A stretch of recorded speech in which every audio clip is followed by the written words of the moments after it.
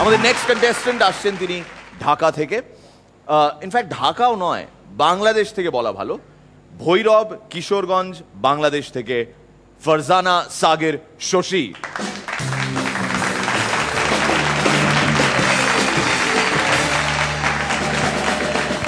ভাইয়ারা কেমন আছো তোমরা? ভালো। আল্লাহ, এদের তো ভাই হয়ে গেল। একটা ঘোড়ার গাড়ি রাস্তায় দাঁড়ায় আছিল, ওই সময় পাশ দিয়ে যাইতেছিল একটা কুকুরের বাচ্চা। ঠিক সেই সময় ঘোড়াটা, কুকুরের বাচ্চা তো অবাক, কাছে গিয়া কইলো, ও ঘোড়া ভাই, ও ঘোড়া ভাই, তুমি এখন যাইবা কেমনে? তোমার পেট্রোল তো শেষ।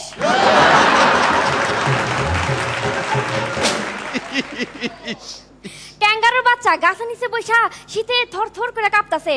কাঠ বিড়ালে এসে কইলো, ওই ক্যাঙ্গারুর বাচ্চা, তুই এমন শীতে কাঁপতাছিস কেন? যা তোর মায়ের ঝোলার ভিতর ঢুকে যা। ভাই সেটা এখন সম্ভব না। কেন রে, কি হইছে? মা একটা ল্যাপটপ কিনা ঝোলার ভিতর ঢুকে সারা দিন ঘুরে। কাজু বাদাম আমার স্বামী, দুইটার মধ্যে তফাৎ কি? কাজু বাদাম চিবানো হয় পকেটে টাকা থাকলে, আর স্বামীকে চিবানো হয় টাকা না থাকলে। গাছের ঢালে বসা দম্পতি কাক দুইটা গল্প করতেছিল। তারা জমানো টাকা দিয়া একজন কিনছে একটা গাভী, আরেকজন কিনছে একটা ঘড়ি। পাশে আরেকটা গাছ ছিল, ওইখানে বসে আরেকটা কাক তাদের গল্প শুনা খুব মন খারাপ করে বসে রইল।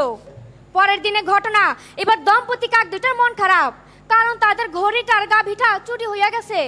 ঠিক সে সময় এই গাছের কাকটা গম্ভীর মুখে ঘড়িটা বাইর করে কইল, যাই, দুধ দোয়ানোর সময় হইয়া গেছে।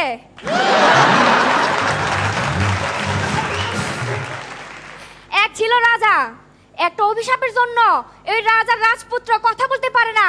সে ভালোবাসে আবার পাশের রাজ্যের রাজকন্যাকে, কিন্তু ভালোবাসার কথা কেমনে কইব? তাই সে কথা বলা বন্ধ করে দিল।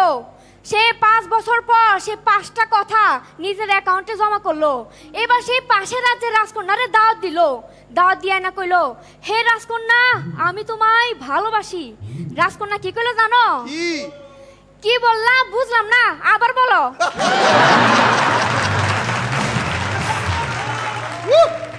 বাংলা সাহিত্যে কাকে নোবেল পুরস্কার দেওয়া উচিত? কাকে?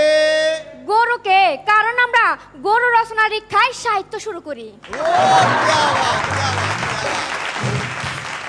আমার গিট্টু মামা গেল এবার নৌবাহিনীতে চাকরির ইন্টারভিউ দিতে। তো প্রশ্নকর্তা জিজ্ঞেস করলো, হ্যাঁ, আপনি কি সাঁতার টাতার কিছু জানেন? না হুজুর, জীবনে কোনোদিন সাঁতার শেখার সুযোগ হয় নাই।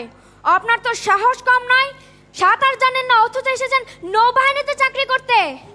বেয়াদবি মাফ করবেন স্যার, তাহলে কি আমি মনে করব বিমান বাহিনীর আবেদনকারীরা উঠতে শেখার পর আসে?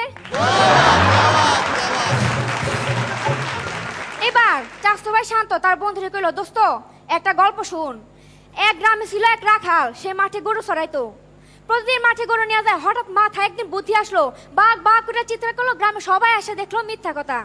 কিন্তু পরের দিন আবার একই ঘটনা। কিন্তু তৃতীয় দিন যখন সত্যি সত্যি বাঘ আসলো, তখন আর কেউ আসলো না। আরে থাম থাম, জানি এটা পুরান গল্প। আমিও জানি এটা পুরান গল্প, কিন্তু এটা থেকে কি প্রমাণ হয় জানোস? মিথ্যা কথা বলে এই সমাজে কাজ হয়, সত্য কথার কোনো দাম নাই। এবার রংধনু সার্কাসের টেলিফোন আসছে। ম্যানেজার ফোন রিসিভ করলো। হ্যালো, কে বলছেন? ও ভাই, কথা বলতে পারে এমন ঘোড়া লাগবে আপনাদের? না ভাই, লাগবো না বলে ম্যানেজার ফোন রেখে দিল। আবার ফোন আসছে। হ্যালো ভাই, কথা বলতে পারে এমন ঘোড়া লাগবে আপনাদের? আরে ভাই, কতবার বলবো যে ঘোড়া লাগবো না, যত সব বলে ফোন রেখে দিল। আবার ফোন দিল। হ্যালো ভাই, লাইনটা কাটবেন না, আমার কথাটা তো আগে শুনেন। খুঁড়ি দিয়া ডায়াল করতে আমার খুব কষ্ট হচ্ছে।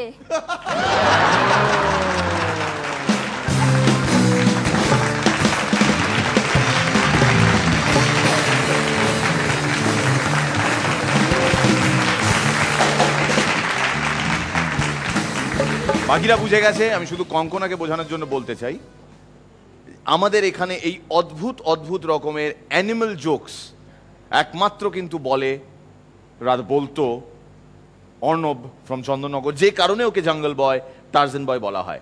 বা অদ্ভুত সব অসঙ্গতি, বাতাবি লেবুর সঙ্গে কি কি মাইকে বল। পাতিলেবু। আর কি কি বলেছিস বল? বাতাবি লেবু, পাতিলেবু, তারপর গাজর, আমের সঙ্গে আম তেঁতুল। গাছ, তেঁতুল গাছ। আম গাছ, তেঁতুল গাছ, শিল। এতে ঠিক বোঝা যাচ্ছে না, মানে ব্যাপারটা এরকম থাকতো, একটা বাতাবি লেবু রিক্সা চলে যাচ্ছে, একটা গাজর মই ধরে উঠছে, এরকম আর কি। এবং ভয়ঙ্কর রকম সারিয়াল। এবং হ্যাঁ, সারিয়াল এবং এই অ্যানিমালিস্টিক জোকস যাকে বলে। আজকে ফারজানা তুমি যে কটা জোক বলেছো, আন্দাজ 10টা জোক বলেছো। 10টা জোকের মধ্যে অন্তত 7টা জোকের সাবজেক্ট ছিল কোনো না কোনো জন্তু, হয় কোনো গরু, হয় কোনো ঘোড়া।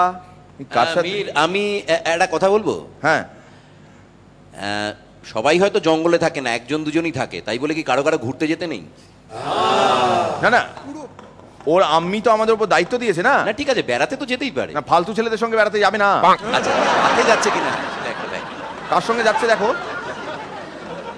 অর্ণব, ও কি বলে সম্বোধন করে দেখ সবাইকে, ভাইয়া একটু শেখ, সামলে থাক, এই সাপ্লাইগুলো নিজের কাছেই রাখ, এদিক ওদিক ছড়াসনি, যা। ফারজানা, সাগির, শশী, কঙ্কনার কেমন লাগলো? আমার দারুণ লাগলো, খুব ভালো লেগেছে। এত কনফিডেন্স আর মানে अगेन একা মেয়ে এই গ্রুপ বিতে হোয়াট এভার, দারুণ লাগলো। আমি তো আসলে মানে হিস্ট্রি কনটেক্সট জানি না কে কিরম জোকস বলেছে এর আগে, আই হ্যাভ নো আইডিয়া, কিন্তু তোমার জোকস শুনে আমার ভীষণ ভালো লেগেছে। দারুণ প্রেজেন্টেশন, কনফিডেন্স, খুব ভালো লাগলো। কঙ্কনা গতকাল সাথীলেখাকে বিশালভাবে অ্যাপ্রিসিয়েট করেছিল এবং আজকে Farzana, Sagir, Shashi, so lucky to have compliments from another great performer Konkona. রনিদা কি বলছেন? তোমার পারফরমেন্স আর প্রেজেন্টেশন মুগ্ধ হয়ে দেখার মতো। মানে কিছু কিছু পারফরমেন্স থাকে, ধরো কোনো কোনো, আমি নাম করব না, কারো কারো অভিনয়, কিছু কিছু নাটক বা কিছু কিছু সিনেমা পুরোটা শেষ হলে আমি ভাবি সেটা ভালো না খারাপ, যতক্ষণ দেখি ততক্ষণ অবধি সেটা ভাবার টাইম পাই না। তুমি সেই নিঃশ্বাস ফেলার সময়টুকু দাও না, সেটা তোমার পারফরমেন্সের একটা বড় গুণ। শেষে হয়তো মনে হলো যে সব কটা গল্প সমান ভালো নয়, কিন্তু তুমি যখন প্যাকেজটা নামাচ্ছ, আবারও বলছি, you are a complete package. Very nice, all the best. Sreelekha, তো পারফরমেন্স অ্যাজ ইউজুয়াল, ভীষণ মিষ্টি পারফরমেন্স তোমার। আমি জানি না মিষ্টিটা মানে অ্যাপ্ট ওয়ার্ড কিনা, কারণ যেটা রনি বলল যে তুমি যখন পারফর্ম করো হয়তো কন্টেন্ট মানে কীরকম সেটা না দেখে তোমার পারফরমেন্সটা খুব এনজয় করি। হয়তো সেটা খুব সামান্য মানে এমনি কেউ বললে কিছুই হয়তো এনজয় করবো না, কিন্তু দ্য ওয়ে ইউ পারফর্ম ইট এত ভালো লাগে, এত সুইট লাগে, তোমার ভাষা, তোমার সব কিছু, রিয়েলি খুব এনজয় করেছি। Thank you. ব্রিলিয়ান্ট, অসাধারণ, আমার ভীষণ ভালো লেগেছে।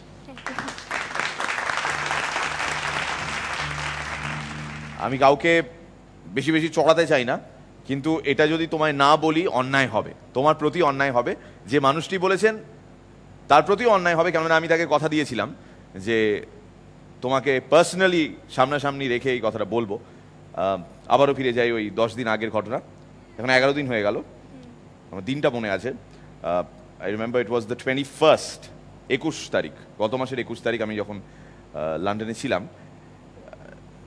আইয়ুব বাচ্চু, যিনি স্বীকার করলেন সবার সামনে তিনি মিরাক্কেল দেখেন, তিনি একজন কন্টেস্টেন্টের কথা কিন্তু বারবার করে বললেন, এবং ইটস ফারজানা, সাগির, শশী। শশী খুব ভালো করছে, এই কথাটা উনি বলেন। তো আইয়ুব বাচ্চুর সঙ্গে কি এই আলাপ আছে তোমার? না, আমি আগে আর কখনো দেখিনি। আমি গান শুনি, আমার গান খুবই ভালো লাগে, আমার ফেভারিট একজন সিঙ্গার উনি। সামনাসামনি দেখেছো কোনোদিন? না, তো উনি আমার সম্পর্কে এত ভালো কমেন্টস করবে, আমি তা শুনে মুগ্ধ আসলে। All the best Farzana, Sagir, Shashi. Thank you.